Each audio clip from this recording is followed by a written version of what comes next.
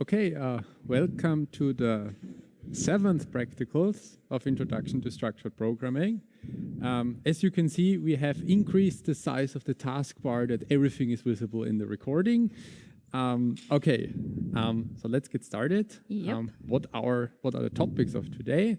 As usual, we start with some organizational matters, and then we come to the new topics that were discussed last week in the lecture. So this is then dynamic memory, and we will talk in particular about the function malloc. Within this context, we will also show you some sorting algorithms, and there is a purpose why we show it to you, because you will need to implement one of them in your assignment 3. And then we will go back a bit from the dynamic memory stuff you have learned last time, move back to the strings, and we'll also discuss some concepts there again, because we think that they're quite important and we haven't shown them in such of a detail.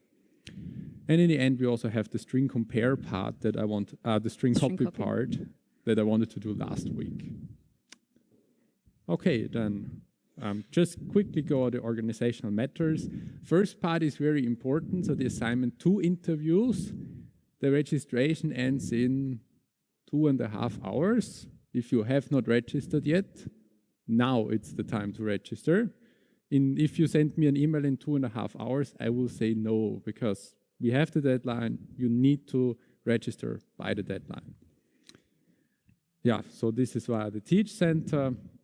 And also important, what do you need to do in the assignment 2 interview? So the first 2 bullet points are basically the same as for assignment 1. You will receive feedback on your code. You will discuss with your tutor how many points you got for assignment 2. Then there is also this theoretical question part where you again get asked 3 theory questions over the topics that were relevant in assignment 2, which were arrays, strings, and pointers, basically. And yeah, you will need to answer them, and you will mostly not be allowed to use your code, so be prepared. And then there is an additional part in the assignment 2 interview, because you need to code a short example. During the coding, you're not allowed to look at any resources, so you really need to know what you have done for assignment 2.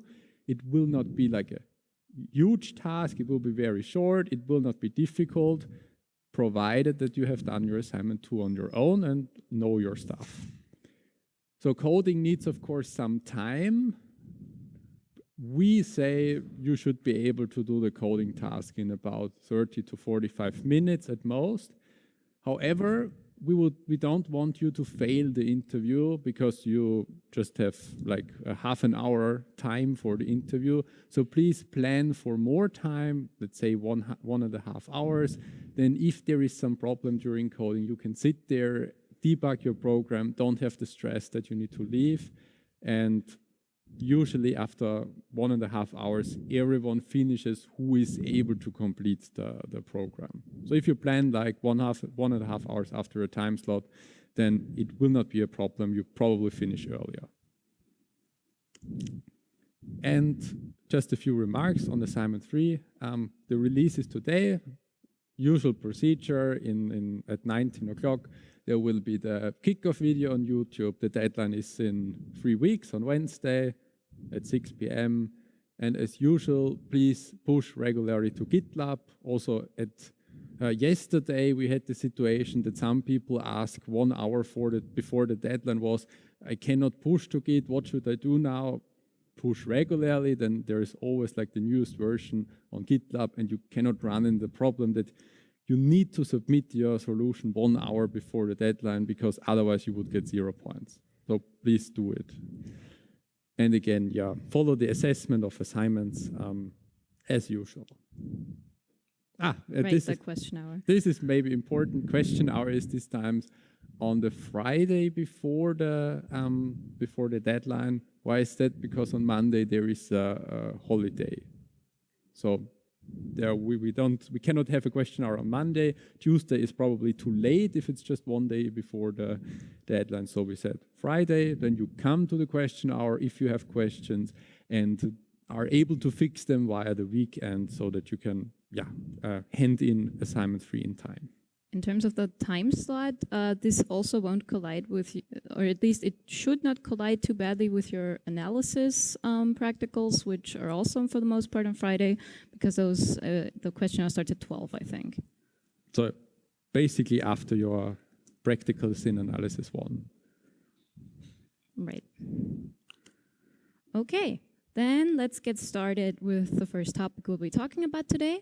You heard last week about dynamic memory and how we can create dynamic memory on the heap with malloc.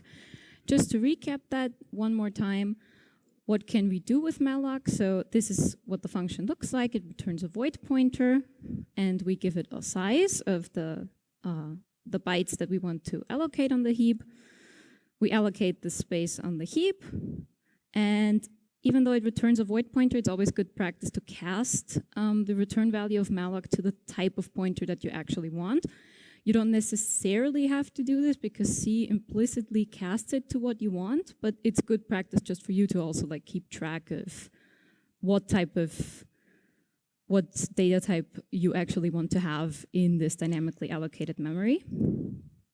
So basically, if we would have an integer array, then we would cast this into an integer pointer. Mm-hmm. Exactly.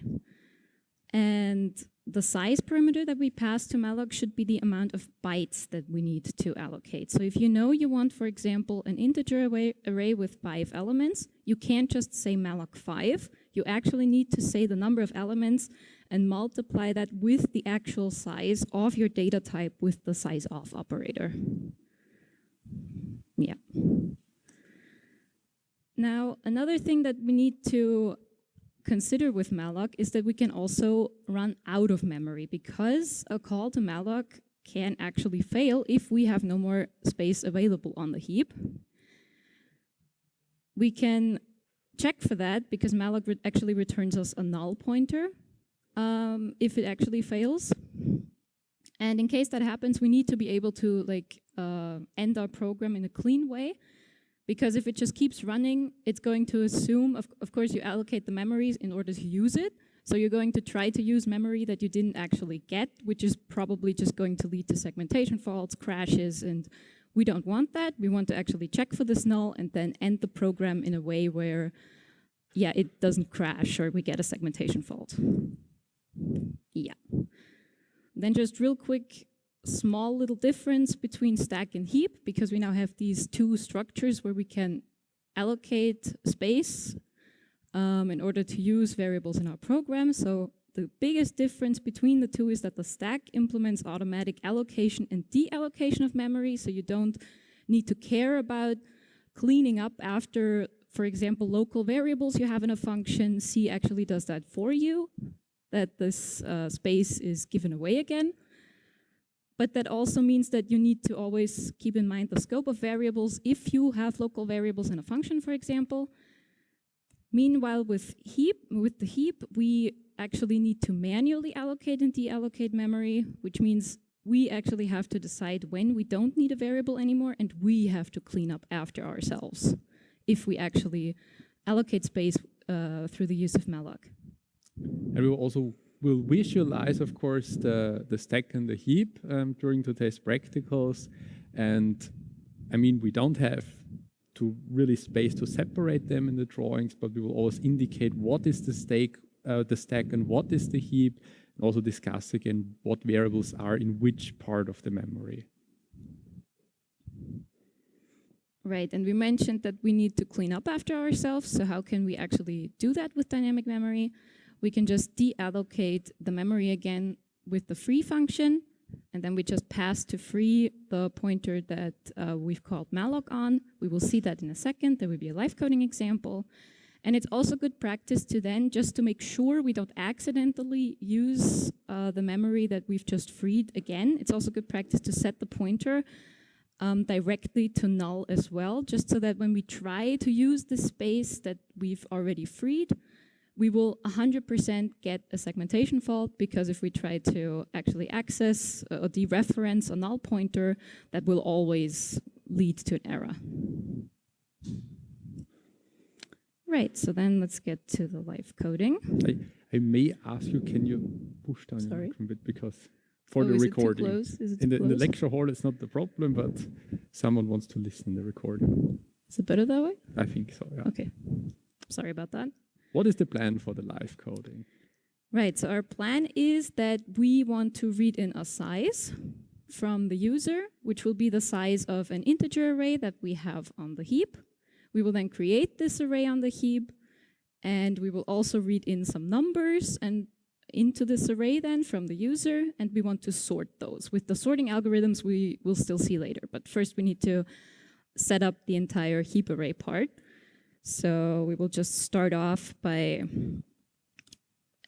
asking for a size for our array.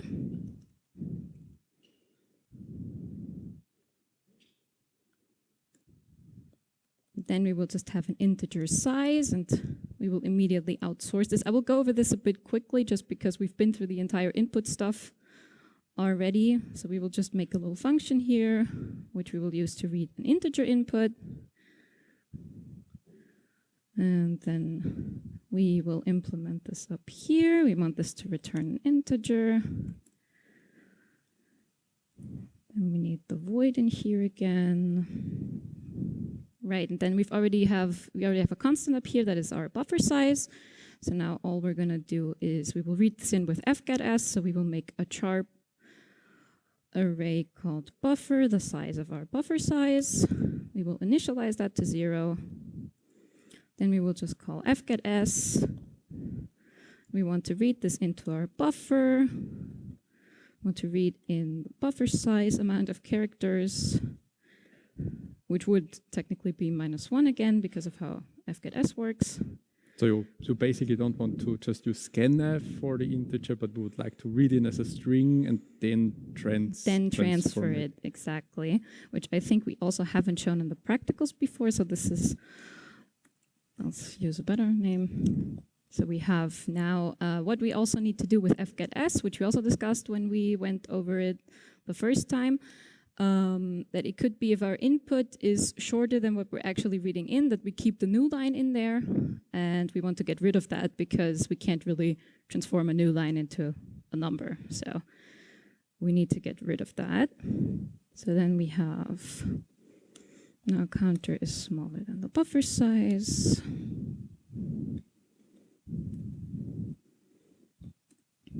Then we just check if our buffer at the location of our counter equals new line character, then we will replace just that with a null byte.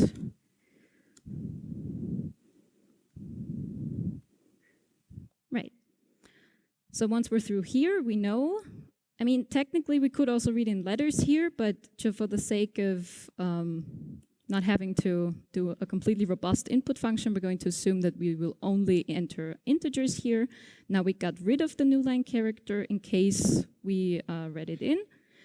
So what we can do now is we can transfer the string of numbers that we have to a number, to an integer to be exact, with the function a to I.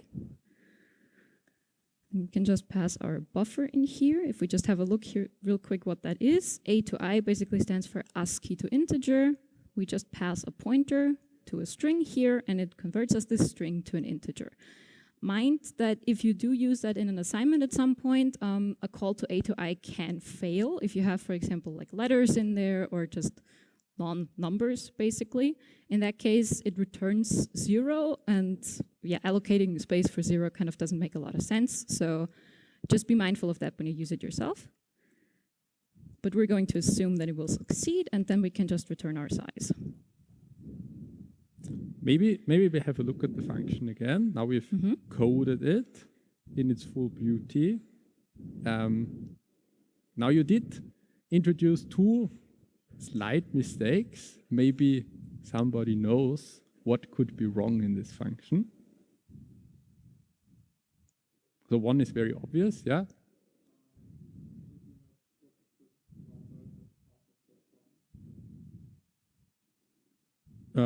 No, So the null byte would be okay because we would like to go until we reach the new line and then replace the new line with the null byte, because then we terminate it. Somebody else an idea? It's hard to spot mistakes, yeah? I see it though. I see at least one. If you look at the data types we're using, is there something that could be wrong?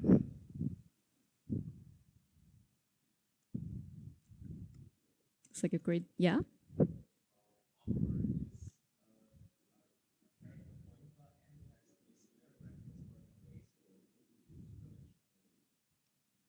Exactly. I was a little bit too quick there. We of course need it without the asterisk, because otherwise we introduce a second level to the entire thing. And there's one more mistake, which is really subtle, because if the input is very short, we would, for instance, just have 2-digit read in. Then the third element in the input would be \n. The fourth element would be the \0. And the fifth and the sixth element wouldn't be really defined. I mean, you initialized it with 0 at the beginning, so it wouldn't be a problem here, so it's not really a mistake. But if you try to access elements after the null byte in a string, maybe there is something contained which you don't control. And if you iterate in a for loop over a string until you reach basically buffer size, and this is the condition that we have here, we exceed also the elements that are after the null byte. Maybe there is something contained, but we don't want to actually continue working there because the string terminates at the null terminator. So we could basically say, if we have reached the \n, if we have replaced this with the null byte, then we break out of the for loop. Yeah.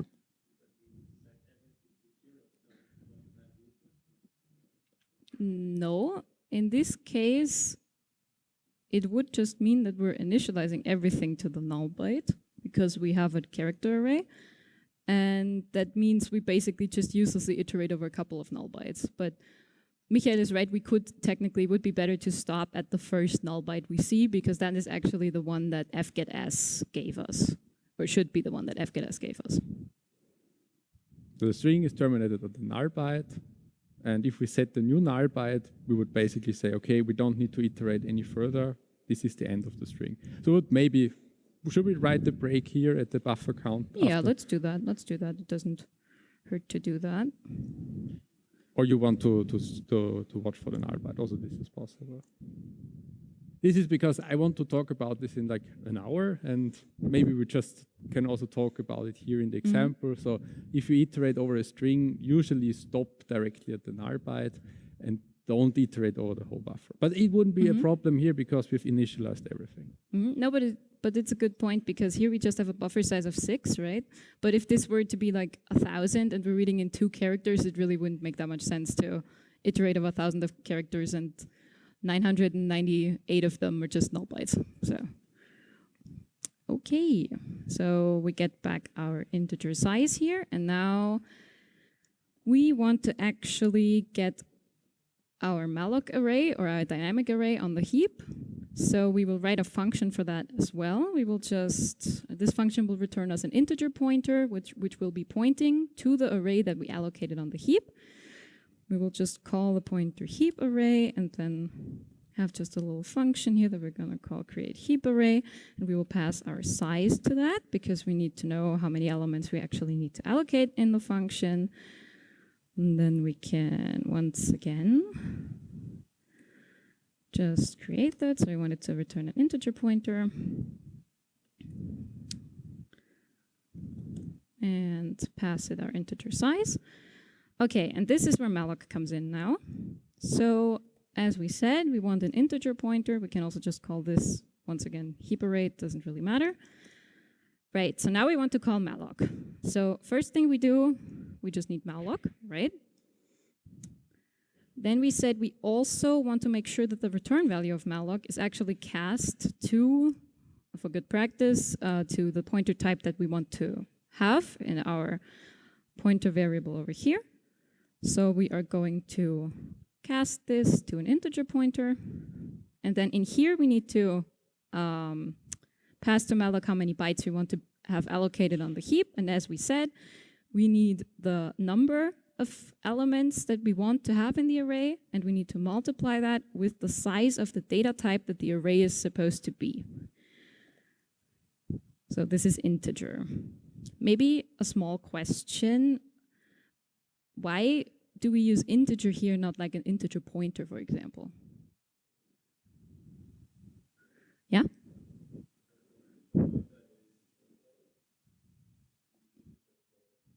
Yeah, and we don't want more pointers pointing to stuff. We actually want integers themselves. Exactly, but this is something where this would make a difference because the pointer would have 8 bytes, it would be 8 bytes in size, but an integer is only 4 bytes in size. So we would actually be allocating way more than we need in this case.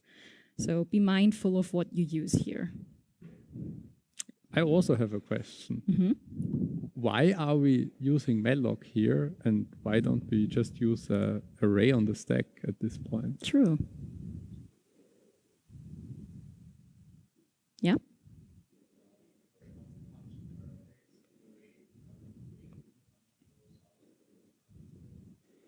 Exactly. So here we have the stack screwing us over with its automatic allocation and deallocation once again, because if we put it on the stack within the scope of the function, of course the array is going to be gone once we leave the function, and we can't actually use it anymore.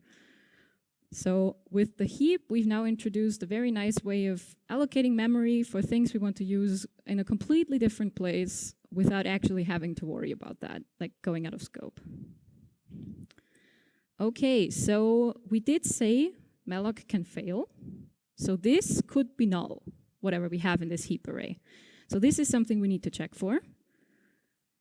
So we're just going to do if heap array equals null. We want to be able to react to that. So this means that the call to malloc failed. We had no more space available on the heap to do anything. In this case, we also want to return null from our function, because this is something that we can react to in the main as well. And I'll just add this here so we don't forget later. Here we can also just do if our heap array equals null.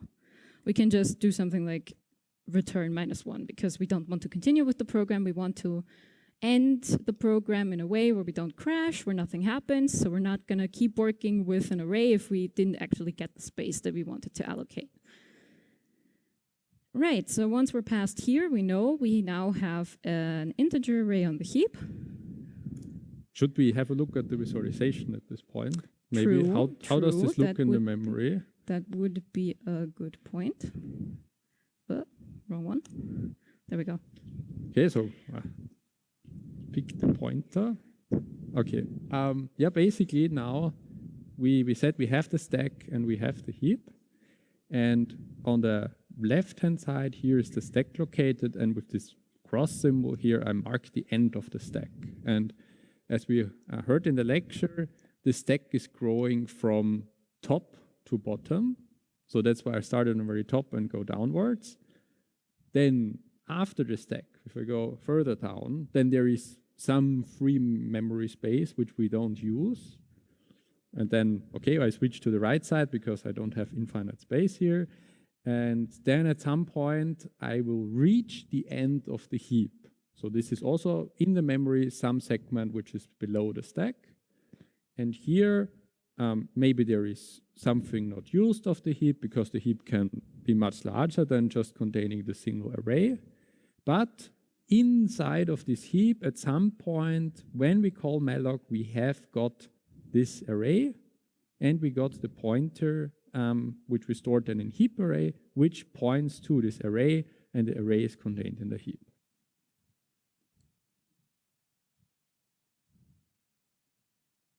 Yeah, you need to continue that we can show that.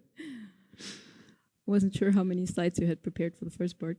Okay, right. So now we have our array on the heap, and now we actually want to populate that with some values, because one thing about malloc is we have an array of the size we passed here on the heap now, but we don't actually know what's in there. We haven't initialized this in any way. There's some garbage in there that we don't want to use. So what we're going to do is we're going to ask the user again to give us values. Okay. We're going to ask the user to give us values, which we will put inside of the array. So we will just use a for loop here.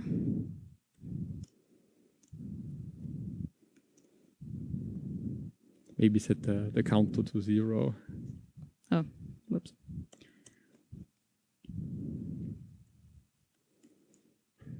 And then we will just print a little prompt one more time.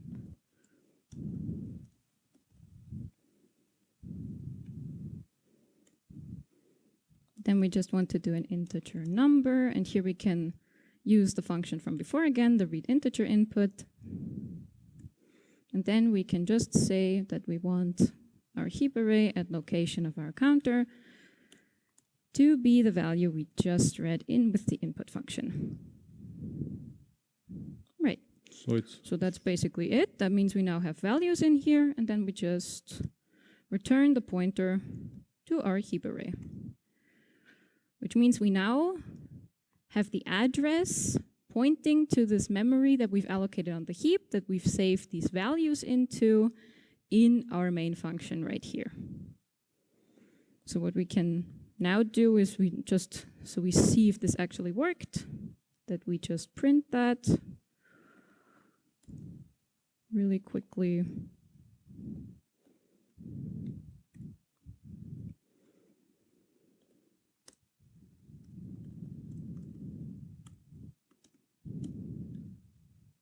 So basically just want to print the elements here that we can also see that we can access them in the main function. Yeah, this is more so also though, so we can later see when we actually sort our values that they actually have been sorted, because we're not doing that yet. Yeah, that should be nice. So I also want to print the index here. Just so we see actually which value we're looking at in detail. Right. Yeah. Okay. So Yeah. that should be looking nice now. Maybe we can try it.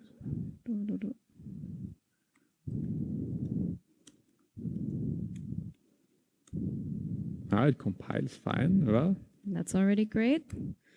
All right, so now we can, it's a bit small down here, enter the size of our array. Let's say it's size 5, for example. Now it's going to ask us for 5 numbers. Maybe 1, 2, 3, 4, 5. Make it very simple at the beginning. And then we just make this a bit bigger, and now we have here heap array. At index 0 we have 1, index 1 we have 2, and so on and so forth. All right, that means the setup worked. So now did we... Sorry? I have a visualization now again. Oh, okay, okay. So basically, yeah, this is already the second visualization here. What happened then when we, when the function, yeah, was basically done, we returned the array, and now the heap array pointer also is in the main function, and it can still point to the heap section because the heap section persists. Yeah? The stack, the part of the stack where the previous function where we created the array, this part of the stack is removed. But since the array is not contained in the stack frame, but it is on the heap, it can also exist afterwards. And for this reason, also this heap array pointer in the main function can point here.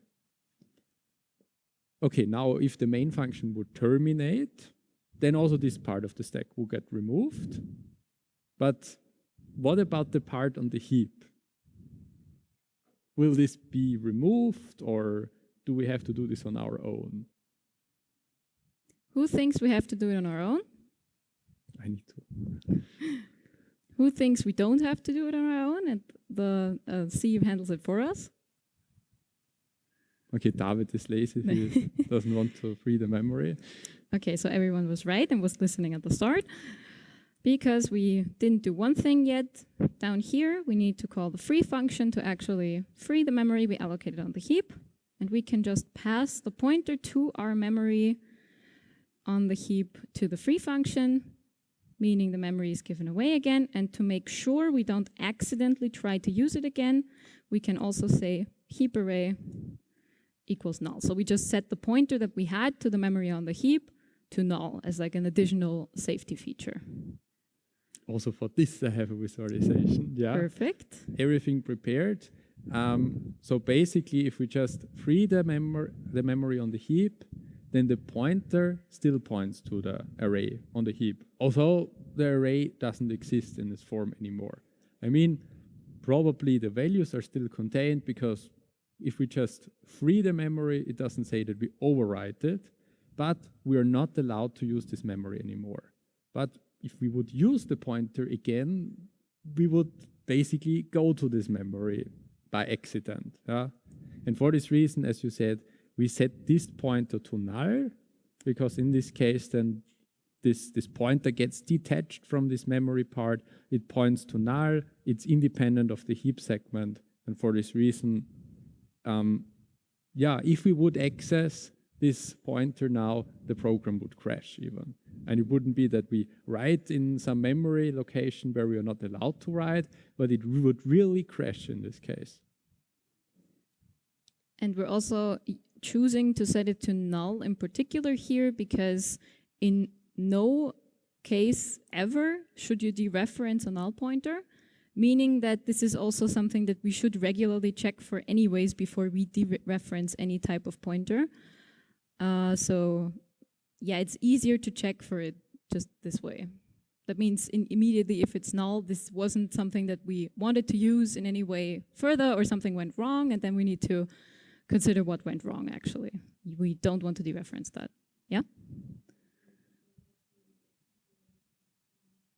Mm-hmm. Yeah? Oh, okay. Maybe we can even try this, what you said now. So access the heap array again. Let's just try to print like the first number of it. So we're just going to do %d. We're just going to do heap array 0. Mm-hmm. Let's see how that works. Maybe make it now of size 1, that we don't need to type so many things. Oh, yeah, true. And we just fill it with a 1. And there we have, it's in German for me, but segmentation fault core dumped. Speicherzugriffsfehler, meaning C said, hey, you tried to dereference something with null. I can't dereference this. This isn't an address that I can access and get a value out of. Don't. And it crashes. So. But the nice thing is, this is not actually bad that this happens now. Because now you see in the terminal when you run your program, oh, there is a mistake that I need to fix. Of course, you need to fix the mistake, but you know there is a mistake that I need to fix. It's stated here. Now, if you would remove the line in the heap array equals null and run it again, now, oh, whatever happened here is actually what we get. And it didn't crash. It just continued. It printed the value, and now if you don't print the value, but you use it in some calculation or for whatever other reason, you don't check this value maybe immediately. So you continue with a wrong calculation from this point on. So it's actually good that your program crashes if you do something which you shouldn't do. It's always better than if you just continue and you don't even notice that it happened. Right. So I will get rid of that again for now, because we can, I think, continue with the next part. Or do you have another visualization plan? No, nope. It's the sorting. Okay, so now we have an integer array on the heap, and we actually want to sort those numbers in case we don't have them sorted immediately, yeah? That's a question.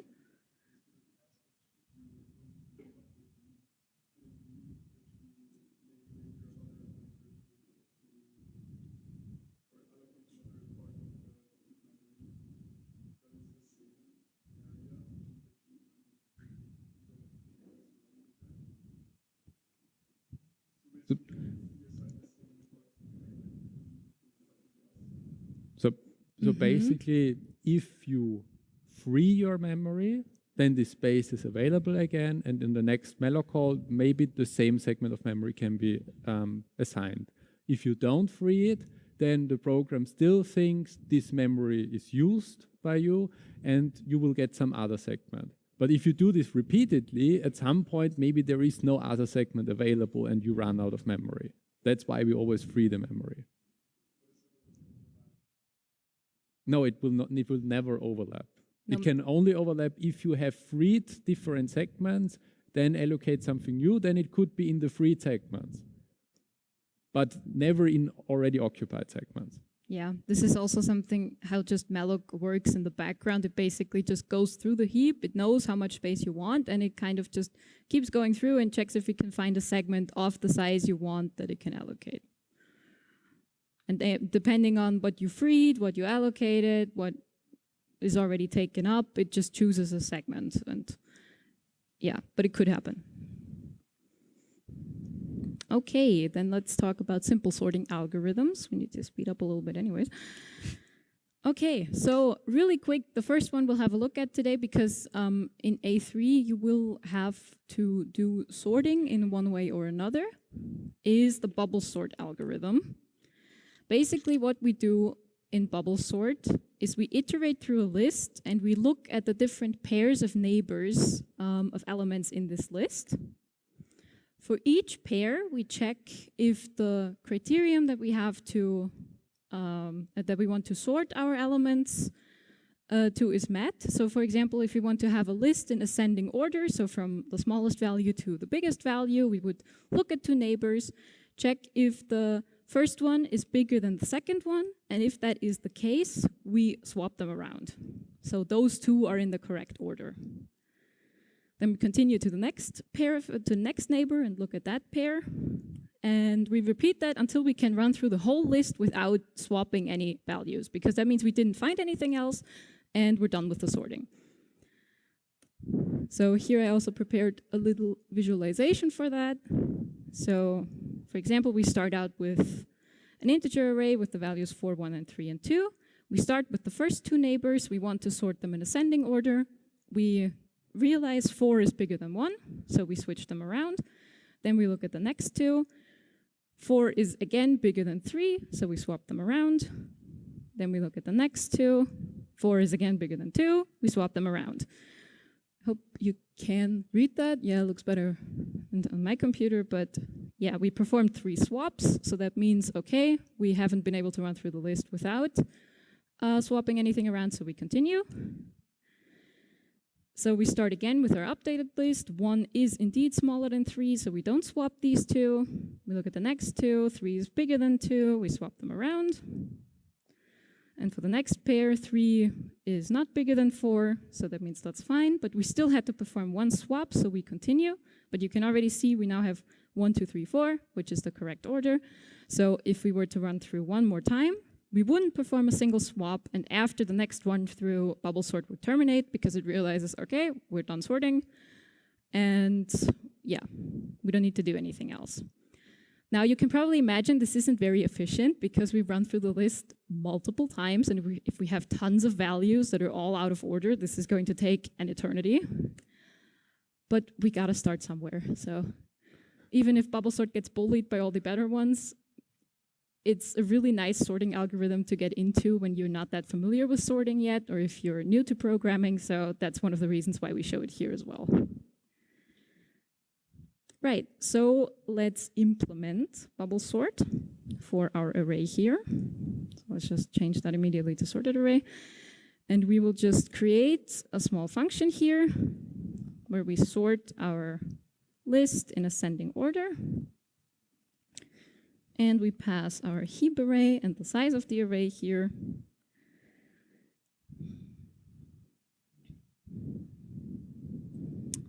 Right. Now this is going to be of type void because since we have the pointer to our heap memory, we don't need to return anything. We're immediately editing the array itself. But you would need data types for the parameters. Right.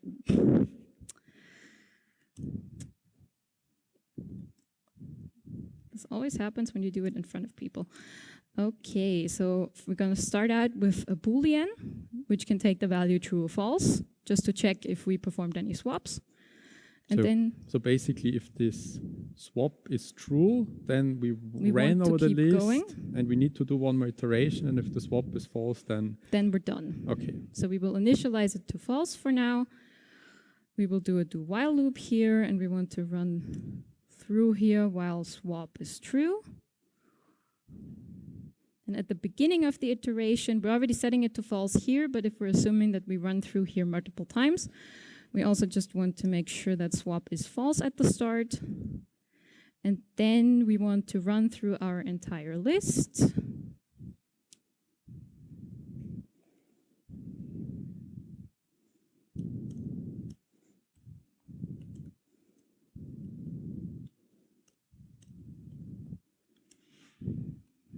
This is just the same thing we always do when we iterate over an array. Right, and this is the important part now.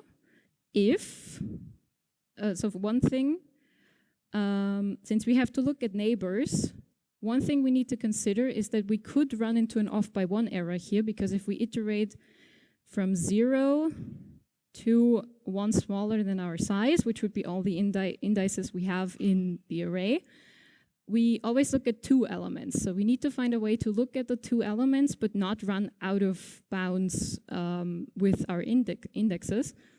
So what we can do is we just say we start at 1 here. And what we end up checking is heap array at the array counter -1, meaning if we start at 1 here, we actually check the element at index 0. And we check if this element at index 0 is bigger than the element at index 1. And with this, we can make sure that we don't actually run out of bounds. So if that is the case, that the first element is bigger than the second one that we look at, we want to swap them around. So we just make a little temporary variable here. And we've also done this before, that we just swap the values around and have a temporary variable to store one of them so we don't overwrite everything. Yeah, we should have used the swap function directly then. Yeah, but manually it's always better for understanding if you see it done manually. There is a swap function, but saving 2 lines for understanding, I think understanding it this way is nicer. But that's personal preference. And one thing we also can't forget to do in here, if we find a pair where this is the case and we swap them around, we also want our swap to be set to true. Because in this case, we perform the swap and then maybe there's something unsorted, so we need to go over the whole array again. Exactly.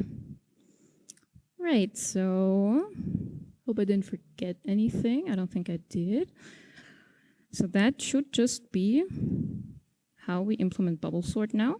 So let's do our 5 element array again, and we do 5, 4, 3, 2, 1.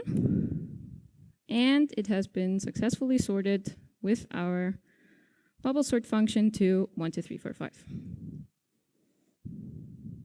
And as you can see, even though the algorithm itself is quite inefficient, implementing it really isn't that bad. So we just have a single do while loop, a for loop to iterate over everything, and a single if condition where we just swap stuff around and react to Boolean. So it's really not that bad. There's tons of sorting algorithms that get way more complicated than this, but that also means that they're a lot faster at doing this task.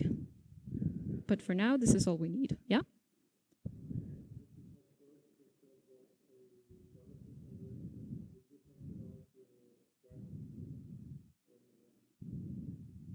Why wouldn't we get out of the while loop?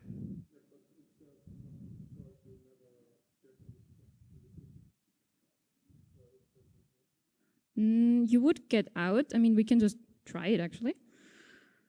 We would get out because we set swap to false at the start. And then it gets never set to true, which means we only run through once. We realize there's nothing to swap, and we just get out again. So now we just do 1, 2, 3, 4, 5. and it still terminates. If we didn't have this here, or we had this in like a worse location, a bad location, of course that could happen. Yeah, that's true. So you need to be mindful that your loop actually terminates. So the swap is false in the beginning. We don't make any swap, so we will never set it to true. And for this reason, the do while loop terminates. Right. So that's the bubble sort function. Do we want to do insertion sort? Let's do insertion sort as well. Okay. Then we maybe switch places. Yeah. So we also have a second sorting algorithm prepared to you. Also, this sorting algorithm is not very hard to understand, and for this reason maybe, or not for this reason, but it's also not too efficient, but it's about giving you ideas on how you can sort something. And actually, it's not completely different than the bubble sort. I mean, it should do the same task. And I would like to give you a bit mathematical idea on this as well. So if you have an array of some size, and you just consider the first element in this array, and you forget about that there are more elements in the array, then a single element is always sorted. Now, if you ignore everything afterwards, one element is always sorted.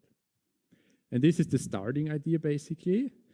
And then, if you consider the second element, the first and the second element, then there are two options. The second element is larger than the first element. Then the first and the second element are sorted.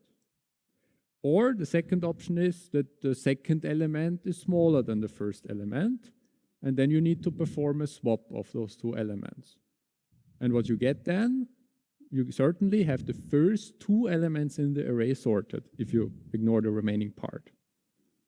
So what can you say now? If we generalize this now, you can assume that the first k-1 elements are sorted. So we assume this. We have already done this. Then we look at the kth element, and then we check, okay, is the kth element larger than the k-1 element? If yes, the first k elements are sorted. If no, we need to insert the kth element in between the first k-1 elements at the correct position. And then also the first k elements are sorted. So basically, we take the kth element, insert it at the correct position, between the sorted k-1 elements that we had before. And then k elements are sorted. And then we can look at the k+1 element in the array, find the correct position within the first k elements, place it there, then the first k+1 elements are sorted. Induction, if you think at analysis. Also to visualize this here, if this is the input, if we just look at the first element, just the 4 alone with ignoring the rest, this is sorted. And now if we look at the first two elements, then we see 4 and 1. Okay, they are not sorted. We need to swap them, and then 1 and 4 are correctly sorted. Okay, this is done. Next step, we look at the first 3 elements. And we see, okay, the 3 is larger than the 4, so we need to swap them. And then we can be sure that the 4 is already at the correct position because it was larger than the new element. Then we again do this now a bit more algorithmically. We check if the 3 and the 1 are in correct position. And this is the case now. So now the first 3 elements are correctly sorted. And now we look at the first 4 elements in the array. Again, see, okay, the 4 and the 2 are not at the correct position. We need to swap them. So we place the 4 here and place the 2 here. Then we check, is the 2 and the 3 correctly sorted? Okay, it is not the case. We again swap them. So we get the 2 and the 3 here. We know 3 and 4 are correct. So now we need to check if 1 and 2 need to be flipped as well. They are in correct order. So now the first 4 elements are correctly sorted. I hope the idea is clear. Then also maybe implement this. So this is not very nice because I can just simply make another function here. So we call this insertion sort, let's say also ascending. And we pass the same parameters, we pass the heap array, and the size of the heap array. And let's also copy this, place this here. Return value void. We again pass the integer array. We pass the size. Okay, now how can we do this? So we said we first want to sort the first, the second, and the third element, the fourth, the fifth, and so on. So we basically need to iterate over the array. So I will call this then the next element position. And since like the first element is always sorted, I can start with the second element. So at index 1 and go this up through the array.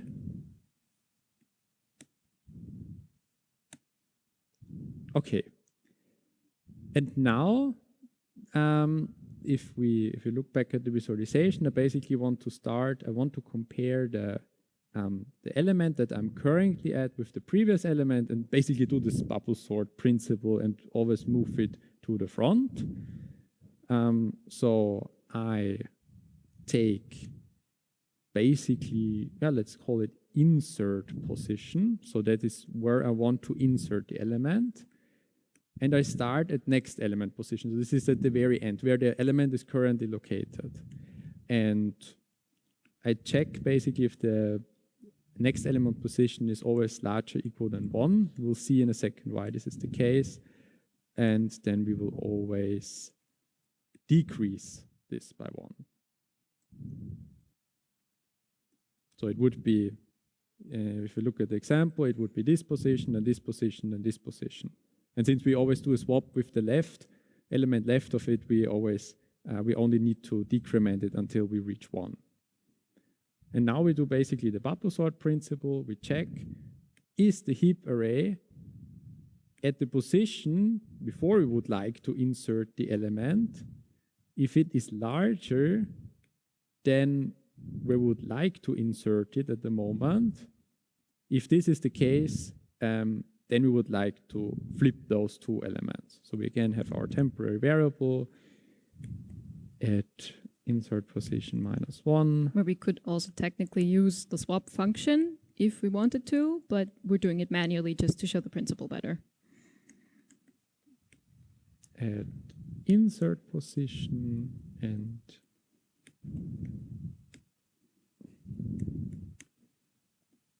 okay, so we swap those two elements only if it's basically larger. We can say one more thing. If we look at the example here, if we see that, for instance, 1 and 2 don't need to be swapped anymore, then we don't need to basically go down the whole array to the left and check, like, is there a swap possible? Because there cannot be a swap possible anymore because the element that we insert is already at the correct position. So we could say basically if this condition is not true, or maybe true, so that we can see it better. So if we don't need to swap them anymore, then we will never do a swap in the remaining array because we said it's already sorted. So we could even break out of the loop at this point. Okay. So this is basically the algorithm. We go over the elements. This is the next element that we want to insert. We try basically to insert it at the position where it is currently located. Check if the element before would be larger. If this is the case, we need to move it one step to the left. Then check again if it's at the suitable position. If not, we swap it with the previous element and so on, like in the bubble sort. Now let's test this maybe as well. So I should probably comment out the bubble sort so we don't do both. Otherwise it would be easy for me. Yeah, there's nothing left to sort then. And now if we execute and run the program, 4, 2, 5, 3, 1. Luckily, it also gets sorted. Yeah, maybe think about both algorithms again at home. Maybe also go through them with the debugger and see what the elements are in after each iteration of the outer loop, probably then you get also a better overview of the algorithms. Okay. Then we have one more sorting algorithm to show you, which we're not going to have a look at in as much detail, I would argue, which is quicksort, or as the library function is called, qsort. Basically what quicksort does is it sorts the num parameter that we pass to this library function elements of an array pointed to by base. So we give it an array here at the start, then a number of elements that are in this array, and how big each of the elements is. So kind of like with malloc, that we need to actually tell it how big each element is in terms of bytes. And we also pass it a function pointer. So this compare function to determine the order. So this back here is what a function pointer looks like. This is a very advanced concept that we're not going to go into too much detail in ISP in general. But basically we kind of tell the qsort function where the function is that it should use for comparisons. So maybe if we switch to the code, yeah, there is the similarity of both sorting algorithms that we had.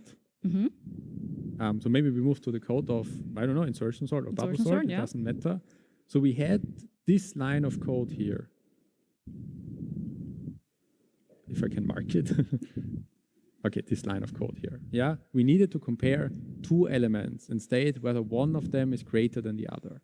And if you look at bubble sort, this is the same principle here. We need to compare two elements and state which one is larger.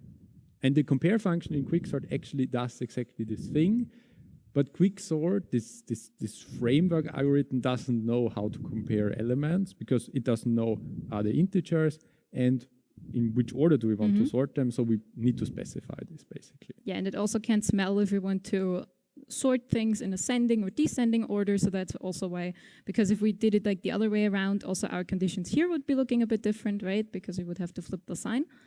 But this is why you need to pass a compare function to this library function, so it actually knows what it's supposed to be doing. I think we don't implement it now. This would be too much. Yeah, this would be too much. The point why we're mentioning it here is that quicksort is not allowed in A3 because it means basically you just do this one function call. You make a really, really brief, like we can look at it on the next slide, a really brief compare function that would just look like this, compare for qsort, and all we really do here is we have these const void pointers because the compare function needs to be in this shape in order for qsort to be able to work with it. And then we need to cast it even to an integer pointer and dereference the integer pointer and have the difference of that. Basically, quicksort does a lot in the background. And what we want to achieve with A3 is that you get familiar with a sorting algorithm and how you can sort things, not that you call a function that does all the sorting for you. Because quicksort uses like recursion in the background, partitioning stuff into subarrays. It's more complicated, definitely, than insertion sort and bubble sort. So this is why we've decided that the function is not allowed in A3. So please don't use just this library function. Please have a look at what we've shown you with insertion sort and bubble sort. Because these two also completely fit what you need for A3. You don't need more than this. And as you've seen, they're not very complicated to implement either. Right. Do we still have time for this? Yeah, we have time for this, but we have to be don't go into the details too much now. So we're going to play around with string literals and arrays now a bit, now that we've also finally had the introduction of the heap. So just to recap, you've also heard this in the lecture before. A string literal is a sequence of characters that we define in these double quotes, like if we do printf hello world, for example. These are automatically terminated after this new line, for example, with a null byte. And the text in the double quotes is literally the string literal. And depending on the syntax, we can use string literals to quickly initialize a character array. or point to a string that's created in the read-only memory segment of our program and that we can't modify, which is a very important difference, because if you don't know this difference and you use it the second way, you may get really frustrated by segmentation faults and not understanding what's happening, which is why we're going over this one more time. Right, so this is the way that is safe, let's say, to use string literals. So here we have just a small little function, no, it's just the main, where we have a character array with 7 characters, and we initialize each of the characters separately by really just defining each of the chars with the single quotes, which also just leads to the string hello. And we can replace the E at the second position with an A, because this can be modified. And the same also applies if we have our array here with the array quotes. This is the very important difference. If we just use hello with the new line, because this is the exact same as if we just do each of the characters of hello and the new line and the null byte. These actually map to the exact same things. It just copies the characters into the array we've specified, and they can be edited. So the arrays are basically both then on the stack. So Exactly. string literal and char initialize our arrays on the stack. Now jump over my visualizations. No, sorry, not. No, okay, no, these are not important. Sorry. No? Okay. Until here. Okay. Yeah. Okay. Right, so now let's have a look at what the difference could be with a program that we've already prepared a little bit. So here we have a program where we define a char pointer that we set to null at the start, and then we set this pointer to whatever the getString2print function returns. This getString2print function takes an integer as a parameter. We haven't actually implemented the options yet, so this integer then maps to one of 3 options, how we define this char pointer that we want to return here. So this is where the complicated playing around with string literals starts. So basically the simple option that we will have a look at first is what we also saw on the slides just now, is that we just have a local character array, for example, which we just call string1, and then we can initialize this with a string literal that we just call drink. And then we can also edit this, for example, if we just do string1 at the position 0, let's just change that to like a capital T or something. Drink. Yeah, and this doesn't really map to something German, but whatever. Right, and then we just print this string with %s at a new line so it looks nicer, and then we do string1 here. Right, and now we can try to return this. Now, who thinks this is going to work? Okay, who thinks this is not going to work? Oh, everyone thinks it works. No, I think there's a lot of undecided people. Okay. I've only seen like 4 hands for it works and none for it doesn't work. So, oh no, other way around. So yeah, let's just try. So we already have getString2print1 here. So now all we need to do is just we get a warning. Actually, let's not look at the warning. No. That ruins the fun. Okay, it seems to work. That seems to work. So, why does it work? Yeah, I have a visualization now, if you like. Of course. Please go ahead. So the beginning is very easy. Okay, we had this toPrint in the main, and then it points to null. Okay, you remember. And now, yeah, we had this function that you called. I just abbreviated here. The option was 1.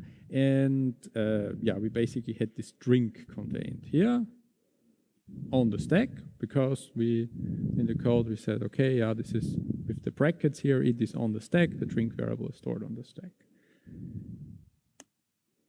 Okay, now you change to the T, I change to the A, it doesn't matter, right. but no problem. Now we return from the function.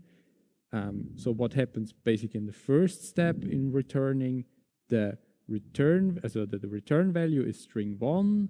So this string 1 gets assigned to print. So toPrint is then a pointer that points to this string. But if we return from the function, also the stack frame of the function gets basically removed. So this part basically cannot be used anymore. So this pointer here points still to this array, but we're not allowed to use this array anymore because this function has terminated. So if this is not overwritten, maybe the T or the A or whatever character is there, maybe it's still there. So that's why we got the trink again. Maybe this works. But from this moment on, we don't know. If we, for instance, call this function again, then there will be again placed the stack frame here. Some new content will be there, and we don't know whether this array changed its content. So basically, we have a pointer that points to somewhere which we should not use anymore, which we are not allowed to use anymore. Yeah, so this is not allowed, and you can't make this mistake, because your compiler warns you, as we've seen before. Even though it didn't explode this time. It even stays here. Address of stack memory associated with local variable string 1 returned. So the compiler actually realizes if you ever see this warning, you may be returning something that you have no guarantee will be there anymore once you actually get out of the function. In this case, it didn't actually explode into our face, but that doesn't have to be the case every single time. But again, it is again a problem. Now it seems that it works. It Actually, is not correct. It's not correctly written.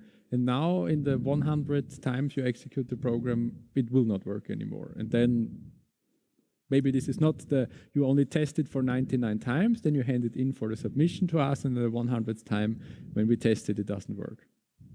Yeah, so this is basically just wrong, and it happens by coincidence. Right, so then we go to our next option where we will not be using the brackets that we had up here to actually make a local char array, but we will make use of this difference that we defined before, where we will do it with a pointer directly instead of like with the index brackets, just as we create a char pointer that we will just call string 2. And we will set that to the string literal meal. Now, let's also try to edit that in some way. Let's also change the first character to, I don't know, B or something. Can't think of a pun. String 2? Yeah. String 2? Oh, whoops. Can't think of a pun with meal where we can change the first character in a funny way. And then once again, as we've had, we're just going to print string 2. Right. And return it. Of course. So should we ask again whether this works? So who thinks this is going to work? Yeah. Who thinks this is not going to work? Okay, there's again a lot of undecided people. A few more hands for this is not going to work. Why do you think it's not going to work?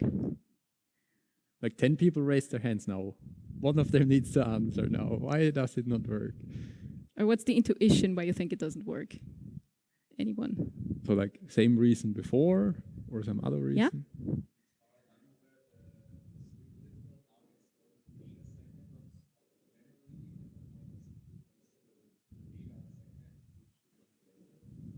Exactly.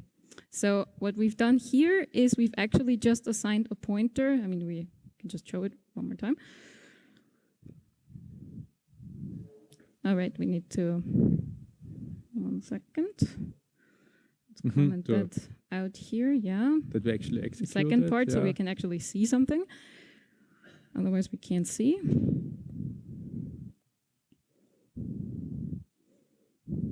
Right, so now we can see that the first part with, when we print it after option 1, that still works.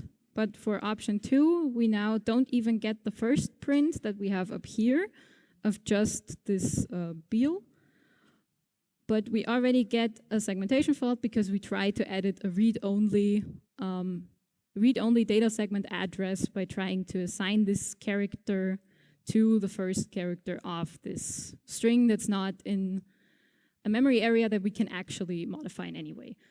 So if you happen to do this in an assignment, you will be frustrated a lot because, yeah, it almost looks the same as up here, but it actually does something very different in the background. But let's not change it maybe, so don't insert the B. Okay, remove that line here. Yeah, we just commented out. Does it work now? Because now we fixed this mistake, and you can trust us, this was the mistake in the code, so we cannot edit this, but now we still return the string 2 from the function. So does this work? Who thinks this works now? The returning string 2 from the function is okay? And who thinks string 2 returning from the function is not okay? Okay, yeah, so okay. Some people for both cases. We still have the warning of the first case, but no, this does work now. Because what we're doing now is basically we're just saying, oh, there's this string literal in the read-only data segment that string 2 points to. We're printing it here, which is fine. We're not modifying it. We're just looking at it, which is all right. We're returning the pointer, in particular, to this string literal. And since the string literal is alive for the entire runtime of the program, all we do here, once again, is we just print the string, which we can't do. We're not modifying it. And we're printing the address. Also, there is a visualization again. Now, why is this different from before? So this is the start again. We have the just a pointer in the main function. And now this the second function where we have the option contained, this is just now a character pointer. So we just have this pointer variable here and not the array anymore. And this pointer variable points now. So let's have a look what has happened here. So this is the end of the stack. Then somewhere in between here and here the heap is located that we have seen before. And then below the heap there's also this data segment. And in this data segment the meal string is contained. And this string basically gets then assigned to this string in the data segment. And I've marked it with this like orange symbols on the left side. That it is read-only, that we cannot change this. Okay, and now if you return it, then we basically again assign the return value correctly. So now this the pointer in the main function also points to the string literal. And if now the stack frame gets removed, we just lose the pointer here. We don't need it anymore, but the content of the string is still contained in the data segment. It is not removed. For this reason, we can still work with this pointer that we have now in the main function. And we don't use any invalid memory. We can do this. One thing where we can also see this a bit more subtly, at least in Linux, if you look at the addresses here, this one is way lower than the one we had up here for our first option. So this is also a subtle difference where you can see that this is in the data segment. The address is way, way below what we usually have. So it's given in hex, the numbers, but basically 7 is larger than 5. You don't need to exactly know what this means, but there's like 7F something is definitely higher than if it starts with 5. So. Okay, we have then one third case. One third case. We will also do this now to conclude this example. So as you can probably guess from the fact that we're checking for null, this may have to do with the heap. And also I think I spoiled it before. So what we do here now is that we want our string to be on the heap, which we now know we can just create in a function and then return back. There shouldn't be an issue with that. So we have our char pointer to our string 3, which will then just be a malloc call again. So we cast this to a char pointer again, and then we want 5 times size of our data type, which would be char in this case, because we want the string to be 5 characters long. Then we once again check for null in case this didn't work. So we have again, if string 3 equals null, we want to return null, so we can react to this null in the main function. Right? Okay, so then I'd argue it's just, we already saw up here, then we can just do chart pointer, something equals string literal, so let's just do that here as well. I don't see how that would be different. Yeah, and then we just probably print it again. And you know what, that's not even printed this time. Let's just say return it. So if you think about what I did here, do you think this is, who thinks this is going to work? Or this is not going to lead to any problems whatsoever? Okay, who thinks this may lead to some problems and maybe also has an idea why it would lead to problems? Okay, I see some unsure hands. Is anyone brave enough to maybe tell us what they guess the problem could be?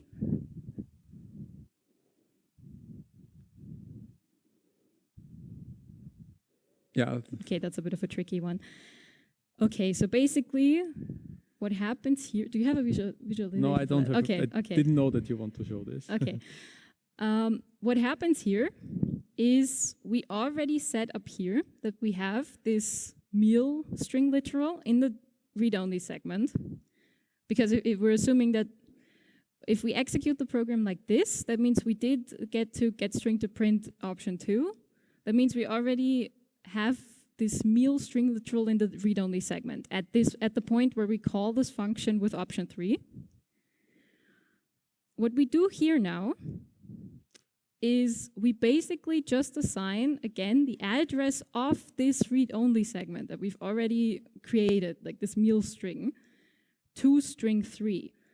But that means we lose access to the memory we actually allocated here. So this was a pointer that was pointing to an array on the heap with 5 elements that we haven't done anything with yet. But now we're basically just replacing the address we had in here with the address pointing to this in the read-only segment. Maybe I don't have prepared this case in the visualization, but maybe open the visualization, we can explain it then. Maybe a bit easier. A bit better. So this would be... So basically this is not a situation. We have again the stack, then it goes downwards, then there is somewhere the heap contained, and then there is the data segment below. Here's the meal, as you said, in the data segment. Here's the part for the heap, so where we would like to have our meal contained. And if we say that string 3 equals meal string, as you did in the code, then the string 3 wouldn't point anymore to the heap, but it would point to the data segment. So both string 3 and meal string would both point to the data segment, and we would not have access to the heap part anymore. We should also be able to see that, because down here we check if our string is null, right? Because we did use malloc before we did this thing with assigning it to the read-only string. Then we're printing it, and then we're trying to free it down here because it's supposed to be heap memory, right? Because we set this to print is now something that points to the heap. What would happen now in this case, just to also show this, is that it explodes once it gets to this point, because we have something unmapped chunk, invalid pointer, and again, segmentation fault. Why did this happen? Because what we're trying to do is we're trying to free this memory in the read-only segment, which again would be a type of modifying it, which we already said we can't modify this in any way. Which gives us now a bit of a cryptic error message that we haven't really seen before, something with unmapped chunk or something, which means we were trying to free something that is in a segment of our program that we once again cannot even edit in any way. So that's why this one explodes. Even though it looks like it should also work, like it didn't make any problems up here, but we cannot actually do it this way.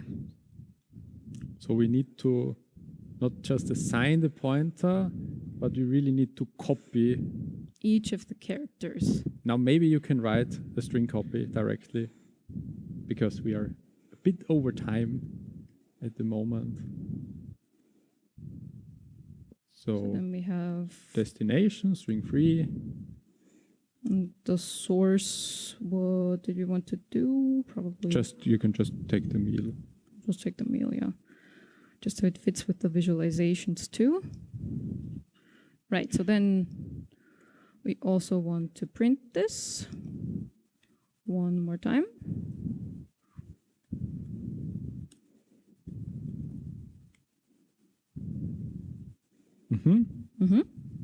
And let's try it out.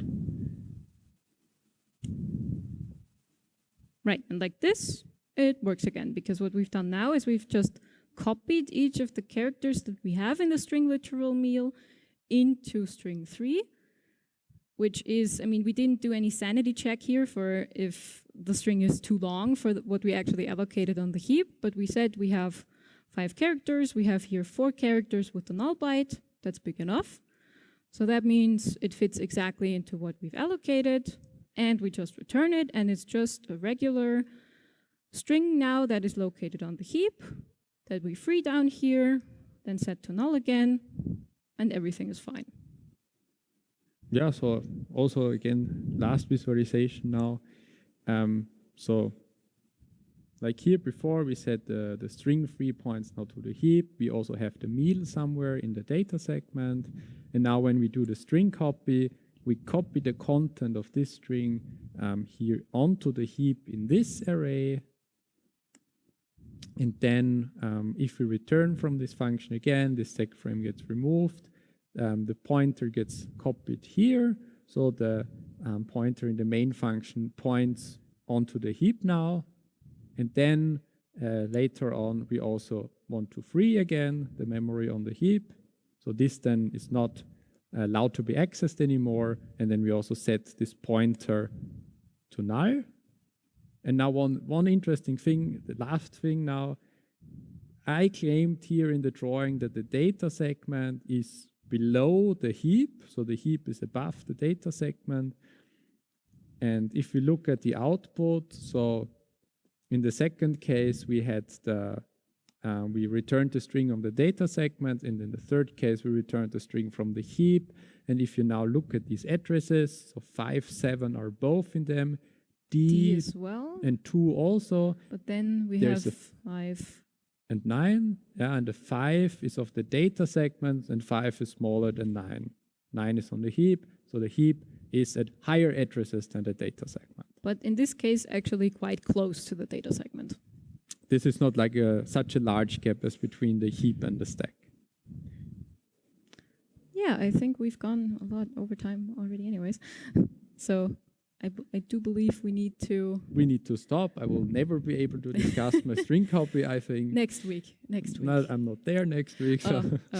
Well, it will get its prime time to shine. But at least we have looked at dynamic memory, and we discussed the sorting algorithms, and now we kind of had also a look at the data segments when we compared like the strings on the stack in the data segment and on the heap. And even if this was a lot with the last example now, we've shown it to you once now, but really just on your own time, look through it one more time and try to understand what the different versions that we've tried to return a string there are, because it's just really important in terms of when you work with the heap yourself, or when you work with strings and string literals, that you don't run into any mistakes that you spend like 2 hours debugging, and really it was just a minor difference of using a pointer star instead of in the array indices a single time or something like that. So really try to understand what's happening there. Okay, then 2 more things. If you have not registered for the assignment interview, do it now. And next week, there won't be a lecture, but there will be a practicals with Julia and Tanya. And that's it. And now in probably maybe a few minutes delayed, we will start with the lecture. So in 10 minutes, the lecture starts. Then see you next time.